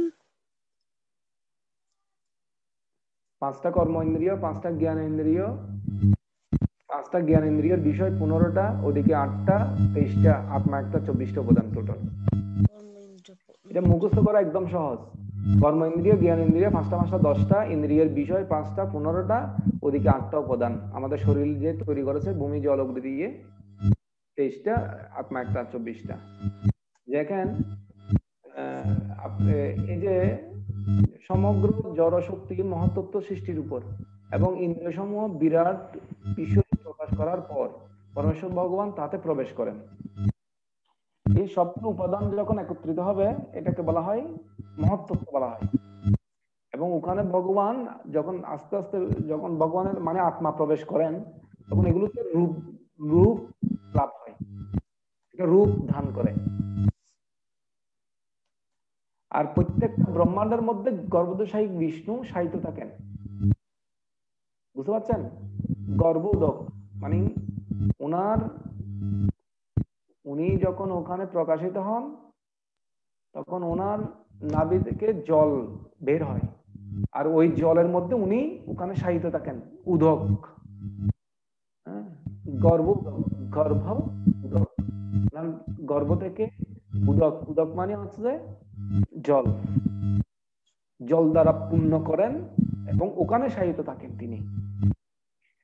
আর ওনার নাভি থেকে একটা পদ্ম উত্থিত হয়, ওই পদ্ম উত্থিত থেকে কে বের হয়? পদ্ম থেকে হ্যাঁ ব্রহ্মা সৃষ্টি হয়।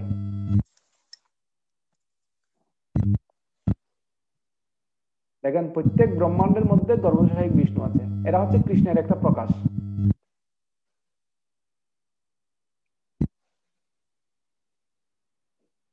আর প্রত্যেক জীবের হৃদয়ে পরমাত্মা রূপে কৃদ্দশায়ী বিষ্ণু আছেন। তার মানে পরমাত্মা রূপে কোন বিষ্ণু আছেন? কেউ বুঝতে পারছেন না নাকি? কৃদ্দশায়ী বিষ্ণু প্রভু। হ্যাঁ, 3টে বিষ্ণু। একটা হচ্ছে যে ব্রহ্মাণ্ড সৃষ্টি করেন লোমকূপ থেকে, এটা হচ্ছে কারণোদশায়ী বিষ্ণু বা মহাবিষ্ণু বলা হয় এটাকে। আর ওখানে ব্রহ্মাণ্ডের ভিতরে একজন বিষ্ণু প্রবেশ করেন, সেটা হচ্ছে গর্ভোদশায়ী বিষ্ণু।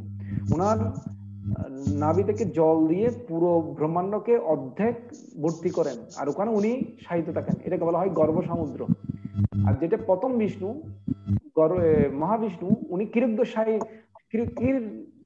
কিরদ্দশায়ী বিষ্ণু বলা হয় ওনাকে। সরি, কিরদ্দশায়ী বিষ্ণু না, কারণোদকশায়ী বিষ্ণু বলা হয়। কারণ সমুদ্র উনি শায়িত থাকেন। দোক মানে হচ্ছে উনি শায়িত থাকেন, মানে জল, দোক মানে জল, উনি ওখানে বিশ্রাম নেন কারণ সমুদ্রে। আর কিরদ্দশায়ী, কির সমুদ্র আছে, উনি কির সমুদ্রে শায়িত থাকেন। তবে এই কিরিটদোষায়ী বিষ্ণু প্রতিটা জীবের হৃদয়ে আছেন। আবার গর্ভদোষায়ী বিষ্ণুর একটা প্রকাশ হচ্ছে এই কিরিটদোষায়ী বিষ্ণু। উনি যেরকম এই বিষ্ণুটা, এই কিরিটদোষায়ী বিষ্ণুটা যেরকম হৃদয়ে আছেন, আবার উনি একটা কিরিট সমুদ্রে উনি শায়িত থাকেন। সমস্ত যারা অবতার গুলো আছেন, মানে অবতার যারা আছে, সেই অবতার গুলো এই বিষ্ণু থেকে আসে। যেমন রাম অবতার আসবে এখানে, তো দেবতারা কি করবে? দেবতারা কান্নাকাটি করবে, একটু পৃথিবী একটু কান্নাকাটি করবে, দেবতাদেরকে অভিযোগ করবে, ব্রহ্মার কাছে যাবে, ব্রহ্মা শিব সমস্ত দেবতাদের নিয়ে এই ক্ষীর সমুদ্রে আসবেন। ক্ষীর সমুদ্রে এসে, ক্ষীর সমুদ্রে ওদিকে যেতে পারে না, ওই তটের মধ্যে মানে ডাঙায় প্রার্থনা করতে থাকবে ভগবানকে। অনেক পুরুষোত্তম মন্ত্র দিয়ে, পুরুষোত্তম মন্ত্র আছে, সহস্রা শীর্ষা পুরুষা, এরকম কতগুলো মন্ত্র আছে। আমাদের একটা ভক্তিগীতি সঞ্চয়ন বই আছে, ওখানে আছে। ওই মন্ত্রগুলো দিয়ে ওরা প্রার্থনা নিবেদন করবে। এরপর বিষ্ণু ক্ষীর সমুদ্রে যিনি শায়িত বিষ্ণু আছেন, কিরিটদোষায়ী বিষ্ণু, উনি বলবে আমি আসবো। ওনাদের সামনে প্রকটিত হয়ে বলবে, তোমরা ভয় পেও না, ডরাইও না, ডরাইও না তোমরা, আমি আসবো, আমি আসবো, আমি তোমাদেরকে ওষুধদের হাত থেকে রক্ষা করব। তার মানে এই কিরিটদোষায়ী বিষ্ণু থেকে সমস্ত অবতাররা আসেন। তবে ভগবান কৃষ্ণ এই বিষ্ণু থেকে আসলো, যদিও ওনার থেকে অনুমতি নিয়ে আসেন, কিন্তু এই বিষ্ণু থেকে প্রকাশিত হয়নি ভগবান কৃষ্ণ, কারণ সমস্ত বিষ্ণু কৃষ্ণ থেকে প্রকাশিত হয়েছে।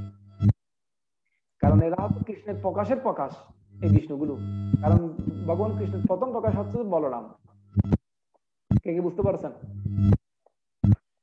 কেউ বুঝতে পারেন নাই? প্রভু তাহলে যে কৃষ্ণ এসেছেন, উনি কি স্বয়ং এসেছেন, অবতার রূপে আসেননি? উনি স্বয়ং ওখান থেকে ডাইরেক্ট গোলক বৃন্দাবন থেকে আসবেন। যে উনি যে আবার আসলো যে গোলক বৃন্দাবন খালি হয়ে গেছে এরকম না, উনি ওখানে আসছেন, আবার এখানেও আসেন। আমাদের যে কৃষ্ণ এসেছিলেন, মানে কৃষ্ণ অবতার রূপে বলা হয়েছে, উনি কি অবতার ছিলেন না, না স্বয়ংই এসেছিলেন? কৃষ্ণ অবতার না, কৃষ্ণ অবতার কোন জায়গায় লেখা নেই অবতার। কৃষ্ণ হচ্ছে স্বয়ং ভগবান। এতচাং সকলা পুংস কৃষ্ণস্তু ভগবান স্বয়ং ইন্দ্রাণী ভ্যাকুলম মিড়ন্তি যুগে যুগে। ইন্দ্রাণী মানে যখন অসুরেরা যখন উৎপাত করবে, তখন ভগবানের অংশ বা কলারা আসবে। রাম আদি মূর্তি কলা নিয়মেন অতিষ্ঠেন নানাবতার কর ভুবনেশু কিন্তু কৃষ্ণ স্বয়ং ভগবৎ পুরুষ। কৃষ্ণ হচ্ছে স্বয়ং পুরুষ। উনি রামাদি মূর্তি যতগুলো আসছে, রামের মতো যারা অবতার, বরাহ, নৃসিংহ, বামন, হ্যাঁ, সমস্ত অবতার হচ্ছে কৃষ্ণের অংশ বা কলা অবতার। কলা অবতার মানে কোনটা? অংশের অংশকে বলা হয় কলা। যেমন ধরো রাম হচ্ছে অংশ অবতার, কিন্তু পরশুরাম হচ্ছে কলা অবতার, মানে সপ্তবেশ অবতার। উনি রাম থেকে একটু শক্তিশালী কম। যেমন ধরুন ব্যাসদেব, উনি সপ্তবেশ অবতার, উনি লেখনী শক্তি নিয়ে আসছেন।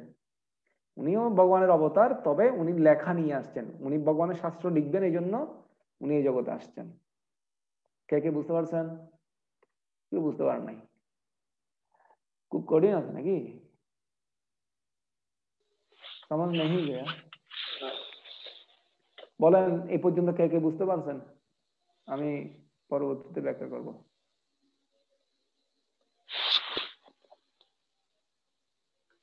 প্রভু একটা অবতারের মানে এক রকম কাজ আর কি। হ্যাঁ, মানে এক এক অবতারের এক এক রকম কাজ, সবার কাজ এক নয়। যেমন বলেছেন যে ব্যাসদেবের ওনার কাজ ছিল শুধু ভগবানের বাণী লেখার জন্য পৃথিবীতে আসছেন।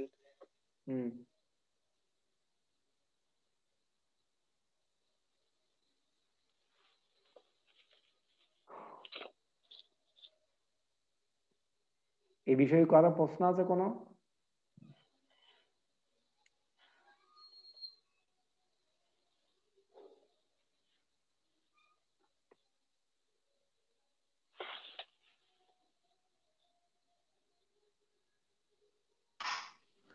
প্রভু জ্ঞানেন্দ্রিয়ের 5টা বিষয় কি কি? রূপ, রস, গন্ধ আর কি? স্পর্শ, ত্বক। স্পর্শতক। আধ্যাত্মিক জগতে কোনো সৃষ্টি বা ধ্বংস নেই, এই জড় জগতে সৃষ্টি এবং ধ্বংস রয়েছে। ছিল প্রভাত প্রবচনে বলছিলেন এটা। এখানে এই জড় জগতে সৃষ্টি এবং ধ্বংস হয় একটু একটু, মানে ম্যাটেরিয়াল জগৎ, মানে এই জড় পদার্থগুলো কি হয়, ধ্বংস আবার সৃষ্টি হয়। আবার এমন নয় যে এটা অস্তিত্বহীন হয়ে যায়, এরকম নয়। কারণ শক্তির কখনো অস্তিত্ব নষ্ট হয় না, রূপ পরিবর্তন হচ্ছে শুধু। প্রভু জ্ঞানেন্দ্রিয় তো চক্ষু, কর্ণ, নাক, মানে নাসিকা, এগুলাই 5টা না? হ্যাঁ হ্যাঁ, মানে শুধু ইন্দ্রিয় চক্ষু, যেটা কর্ণ, নাসিকা, জ্ঞানেন্দ্রিয় জিহ্বা, সেটা। ত্বক। চক্ষু, কর্ণ, নাসিকা, জিহ্বা, ত্বক। জিহ্বা তো। ভগবান বলছে, তাহলে ইন্দ্রিয় আর জ্ঞানেন্দ্রিয়র মধ্যে কি পার্থক্য আছে? যেটা কর্ম আমরা ইন্দ্রিয়, 5টা জ্ঞান বললাম। ইন্দ্রিয়। কর্ম ইন্দ্রিয় মানে আবার 5টা। বাক, পানি, পদ, উদর। উদর মানে পায়ু, পায়ু আর জননেন্দ্রিয়। প্রভু এগুলার স্লাইড যদি থাকতো তাহলে ভালো হতো আর কি। হ্যাঁ, প্রভু এখন যে বললেন দেখি কর্ম ইন্দ্রিয়, যেটা কর্ম বললেন ইন্দ্রিয় এখন 5টা। আরেকটু বলেন 5টা। বাক, স্বর। স্বর, বাক। স্বরের দেবতা দেখাইছি আমি, স্বরের কোন দেবতা দেখাইছি না, হ্যাঁ প্রত্যেকটা ইন্দ্রিয়ের হ্যাঁ দেবতা হ্যাঁ আছে। হ্যাঁ হ্যাঁ হ্যাঁ। স্বর, বাক, পায়ু, আরেকটা কি আরো কি বললেন? স্বর, পানি। পানি মানে হাত। বাক, পানি, পদ, পদ, পায়ু, আরেকটা জননেন্দ্রিয়। উদর, জনন। করেন জননেন্দ্রিয় মানে হচ্ছে যে উপস্থ, মানে যে গর্ভধান করেন, প্রজাপতি সৃষ্টি করেন, এর নাম। বাক, স্বর, পানি, পায়ু আর জনন। উদর মানে পায়ু, পায়ু উপস্থ বলতে পারেন। পায়ু উপস্থ, উপস্থ মানে জননেন্দ্রিয়। ভগবান ভগবত গীতাই বলছে, দেখেন আমি পৃথিবীতে প্রবিষ্ট হই, আমার শক্তির দ্বারা সমস্ত জীবদের ধারণ করি। 15 অধ্যায়ে 13 নম্বর শ্লোকে ভগবান বলছেন, ঐশ্বর্যযুক্ত, শ্রী সম্পন্ন ও বল প্রভাবীর আধিক্যযুক্ত যত বস্তু আছে সে সবাই আমার তেজাংশ সম্ভূত বলে জানবে। কৃষ্ণ অর্জুনকে বলছিল 10ম অধ্যায়ের 41 নম্বর শ্লোক। এই যে ঐশ্বর্যযুক্ত, শ্রী সম্পন্ন, আপনি তো এগুলো ডিওয়াইস কোর্সে করেছিলেন, মনে নেই আপনার? হ্যাঁ, আপনি এগুলো করেছিলেন না? হ্যাঁ প্রভু আমাকে বলছেন। হ্যাঁ, আপনারা তো করেছিলেন এটা ডিভাইস কোর্স, আমি এগুলো ব্যাখ্যা করেছি অনেক। প্রভু ওই যে ইন্দ্রিয়গুলা ক্লিয়ার হয় নাই, এখন যেটা বললেন এটা ক্লিয়ার হয় নাই, ওইটার সাথে মিলে গেছে, জ্ঞানেন্দ্রিয়ের সাথে মিলে গেছে। জ্ঞানেন্দ্রিয়, কর্ম ইন্দ্রিয়। জ্ঞানেন্দ্রিয়ের 5টা বিষয় আছে। আবার চোখের কি আছে? চোখের দর্শন। এটা হচ্ছে বিষয়। হ্যাঁ এটা হচ্ছে বিষয়। আর এখন যেটা বলেন কর্ম ইন্দ্রিয়, এই 5টা একটু ক্লিয়ার ছিল না। আবার বলতে হবে? আবার বলবো? না, বাক, স্বর, পায়ু উপস্থ, না না, বাক স্বর না, বাক। বাক মানে স্বর, একই কথা। ও সরি, বাক। হ্যাঁ, তারপরে বাক, পানি। পানি পানি মানে হাত। হ্যাঁ, বাক, পানি, অথবা বাক পায়ু হস্তপদ লিখতে উপস্থ। পারেন, হস্তপদ। হস্ত মানে হাত। মিহির প্রভু কোথায় আপনি? হরে কৃষ্ণ প্রভু। ভালো আছেন? ভিডিওটা অন করেন তো দেখি। কথা শুনতেছি না প্রভু। আপনার ভিডিওটা অন করতেন। ও ভিডিও।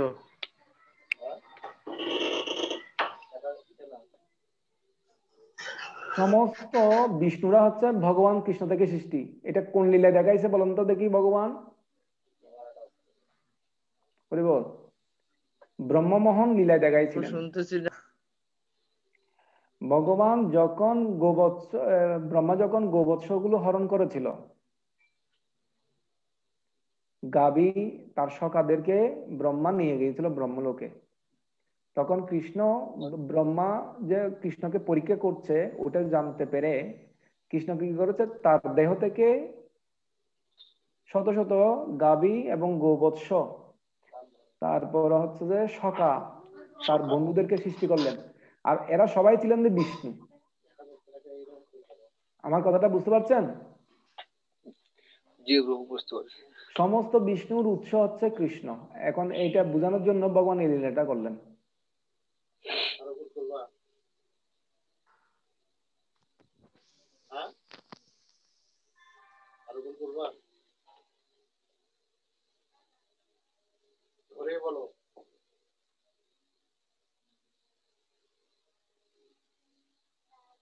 ভগবানের নাভি পদ্ম থেকে ব্রহ্মা সৃষ্টি হয়েছিল, আর ব্রহ্মাকে 14টা লোক দিয়েছিল। এই এর মধ্যে আছে, এই যে একটা পদ্ম সৃষ্টি হয়েছে না, পদ্মের নালের মধ্যে 14টা ভুবন আছে। তো 14টা ভুবন দিয়ে একটা ব্রহ্মাণ্ড সৃষ্টি হয়। কি কি এই 14টা ভুবন কি কি বলেন তো দেখি, বলেন, প্রথমে বলেন। ভূবরলোক, ভূবলোক মানে পৃথিবীর, ভূবরলোক মানে পিতৃপুরুষদের লোক, স্বর্গলোক, মহলোক, জনলোক, তপলোক, সত্যলোক। উপরে 6টা, আবার নিচে এদিকে 6টা। দেখেন, অতল, সুতল, তলাতল, অতল, বিতল একটা আছে, বিতলটা এখানে লেখা হয় না, 7টা হবে, টোটাল 14টা হবে। বুঝছেন? অতল, বিতল, সুতল, তলাতল, মহাতল, তলাতল, রসাতল, পাতাল। এখানে অতলের পরে বিতল একটা হবে। 14টা লোক থাকে। এই 14টা লোক কোথায় থাকে? যে ব্রহ্মাণ্ডের ভিতর, একটা ব্রহ্মাণ্ডের ভিতরে। আমরা আছি এই ভূলোকে। এরপর আমরা চাইলে দেবতা বা পুণ্যকর্ম করলে স্বর্গলোকে যাব, আর যোগী টোগী হলে তপলোক, মহালোক, সত্যলোক, এইভাবে যাব। আর যদি পাপ কর্ম করতে থাকি নরকে যাব, নরক হচ্ছে পাতালের এক পাশে থাকবে। আর যদি ভূত ফেরত হই, রাক্ষস হই, তাহলে অতল, বিতল, সুতলে এরকম চলে যাব। বুঝতে পারছেন? হরিবল। এই দেখেন, ক্ষীর সমুদ্রে গিয়ে দেবতারা প্রার্থনা করতেছে, এখানে একটা ছবি আছে, এই ক্ষীরোদ্দশায়ী বিষ্ণুকে। তখন ওই বিষ্ণু বলবে যে আমি আসবো। আর বিষ্ণু এবং কৃষ্ণের মধ্যে তেমন কোনো পার্থক্য নেই, এগুলো সবগুলো হচ্ছে ভগবান তত্ত্ব।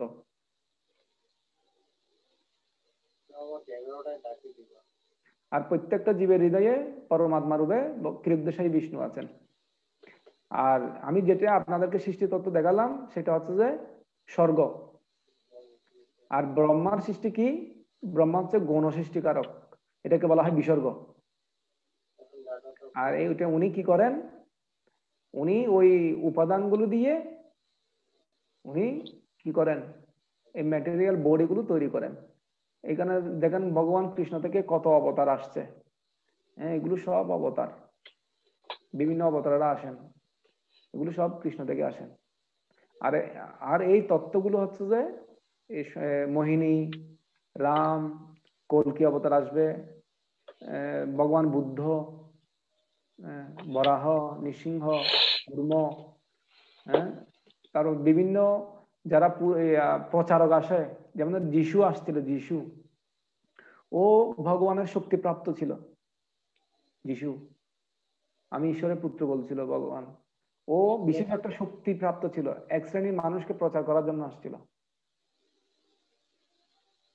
এবং ব্রহ্মা, শিব এরাও ভগবানের অবতার বলা হয়, এরা অত্যন্ত শক্তিশালী। তাহলে ইসলাম ধর্মের প্রচারক প্রভু উনিও কি আসছিল? হ্যাঁ,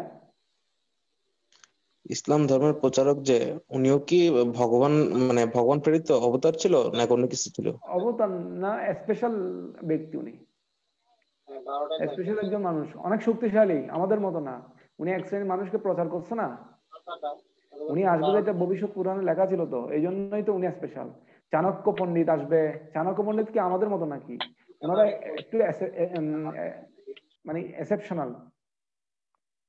এরপরে রাজা অশোকের কথা বলা আছে, বুদ্ধ ধর্মের কথা বলা আছে, যেগুলো শাস্ত্রে বলা আছে, যে ব্যক্তিগুলোর নাম ওগুলো হচ্ছে ভগবান থেকে বিশেষ কিছু শক্তি প্রাপ্ত, ঠিক আছে? ওরা ভগবান নয়, ওরা ভগবানের প্রেরিত, আমাদের থেকে শক্তিশালী এরকম। যেমন শ্রীল প্রভুপাদ হচ্ছে ভগবানের অবতার, যারা সারা পৃথিবী জুড়ে প্রচার করতে পারবে, বুঝতে পারলেন? কিন্তু উনি ভগবান নয়, উনি হচ্ছে যে স্পেশাল ব্যক্তি, আমাদের থেকে স্পেশাল। কথাটা বোঝা গেল? নারদ মুনি ভগবানের সপ্তদশ অবতার, উনি হচ্ছে ভক্তির অবতার, উনি সারা ব্রহ্মাণ্ড জুড়ে ভক্তি প্রচার করেন।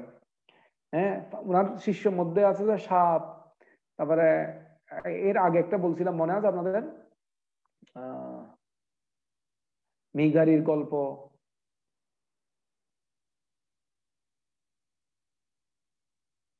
ভগবান এখানে কিছু উদাহরণ দিয়েছে। রস অপস কুন্তেয় প্রভাস্মি শশিসুর জয়ে প্রণব সর্ববেদেশু শব্দকে পুরুষং নিশু পুণ্যে গন্ধা পৃথিবীং চ তেজস্মি বিভবসো জীবনম সর্বভূতেষু তপশ্চাস্মি তপস্যেষু বীজমাং সর্বভূতানাং বিদ্ধি পার্থ সনাতনম বুদ্ধির বুদ্ধিমতাস্মি তেজ তেজস্বি নামহম বল বলবতাচাহম কামরাগ বিবর্জিতম ধর্ম বিরুদ্ধ পুতেস্মি কামস্মি ভারতশব যেছ এব সাত্বিকী ভাবা রাজস তামসা চ যে মথ্য এব ইতি তান বিদ্ধি নতু অহম তেষু তেময়ী।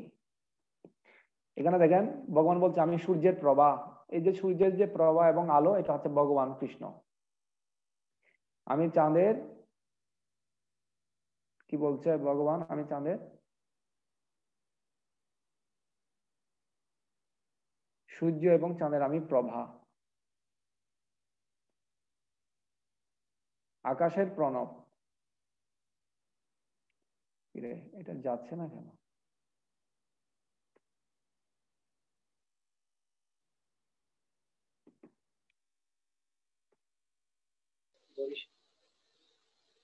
আর শব্দের মধ্যে আমি হচ্ছি ওম প্রণব সর্ববেদেশু। এটা হচ্ছে ওম যেটা আছে, এটা হচ্ছে ভগবানের শব্দ ব্রহ্ম। অনেকে এই ওমটাকে আরাধনা করেন, কিন্তু ওম হচ্ছে ভগবান কৃষ্ণকে আশ্রয় করে থাকেন। এই জন্য কৃষ্ণ সর্বশক্তিমান, ওম না। ওম হচ্ছে কৃষ্ণের একটা ইয়া, আর শব্দের মধ্যে হচ্ছে কৃষ্ণ। এই জন্য আপনি যদি হরে কৃষ্ণ মহামন্ত্র কীর্তন করেন, এই শব্দের মাধ্যমে ভগবানকে আপনি লাভ করতে পারবেন, কারণ শব্দের মধ্যে ভগবান আছে। নাম নামে অভিন্ন তত্ত্ব, নাম থেকে অভিন্ন নেই। এই যে পুরুষের যে শক্তি, এটা হচ্ছে কৃষ্ণ। পুরুষম নিশু, পুরুষের যে শক্তি। আর মাটি ভূমির যে গন্ধ, ভগবান কৃষ্ণ বলছে এটা আমি। আগুনের যে তেজ, সেটা হচ্ছে ভগবান কৃষ্ণ বলছে আমি।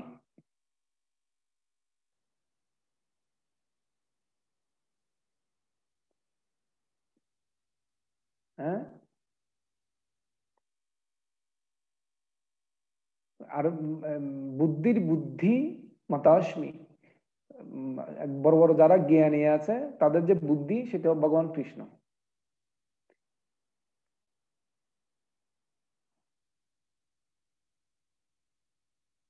আর যারা এখানে ভগবান একটা বিষয়ে কথা বলছে, এটা একটু দেখেন।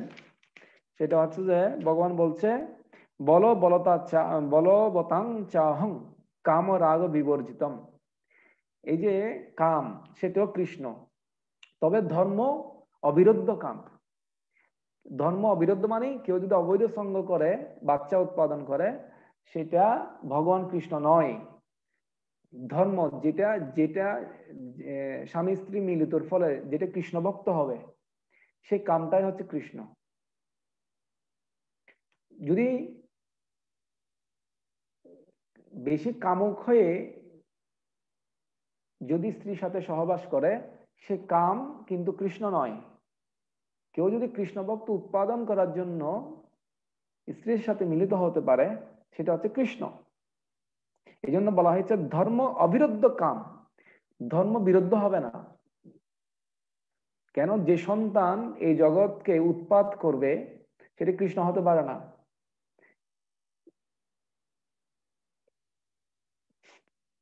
আজকে এতটুক পর্যন্ত। পরবর্তীতে আমরা এই বিষয়গুলো দুইটা বিষয় নিয়ে আমরা আলোচনা করেছি। একটা হচ্ছে এভরি হায়ার, আর একটা হচ্ছে যে হিয়ারিংস। হিয়ারিং, শ্রবণ। তো আমি আপনাদেরকে একটা রিকোয়েস্ট করব, সেটা হচ্ছে যে কি,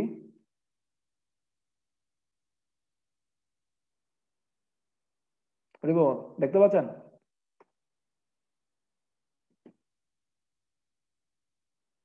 দেখতে পাচ্ছি। আপনাদের কোনো প্রশ্ন আছে এই বিষয়ে?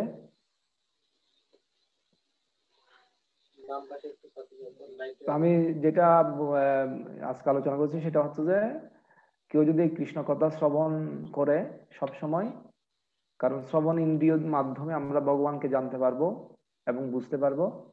শ্রবণ না করলে ও কখনো ভগবানকে বুঝতে পারবে না। নিত্যম ভাগবতমে প্রতিদিন শুনতে হবে ভগবানের কথা। এই জন্য প্রতিদিন গীতা শাস্ত্র এগুলো অধ্যয়ন করতে হবে এবং নিয়মিত ক্লাসগুলোতে অংশগ্রহণ করতে হবে। প্লাস আরেকটা হলো যে থার্ড ক্যাটাগরির শ্রবণ, মানে থার্ড ক্যাটাগরির শ্রোতা এবং সেকেন্ড ক্যাটাগরির মধ্যম অধিকারী শ্রোতা এবং ফার্স্ট ক্লাস শ্রোতার উদাহরণ দিয়েছিলাম একটা, মানে গল্প বলেছিলাম। তারপর আলোচনা করলাম কি স্বর্গ এবং বিসর্গ। স্বর্গ মানে হচ্ছে যে ভগবানের ধারা সৃষ্ট প্রাথমিক সৃষ্টি, এটা হচ্ছে স্বর্গ। আর উপসর্গ মানে যেটা ব্রহ্মার দ্বারা সৃষ্ট হয়, গৌণ সৃষ্টিকর্তা, সেটা। এখন আপনারা আমাকে বলুন আপনাদের কোনো প্রশ্ন আছে কিনা। আর আপনারা হরিনাম করেন প্রতিদিন? হরিবল। কে কতমালা জপ করেন? আপনাদেরকে একদিন জপ করাবো, এক মালা আমরা একসাথে জপ করবো সবাই, ঠিক আছে? প্রভু আবার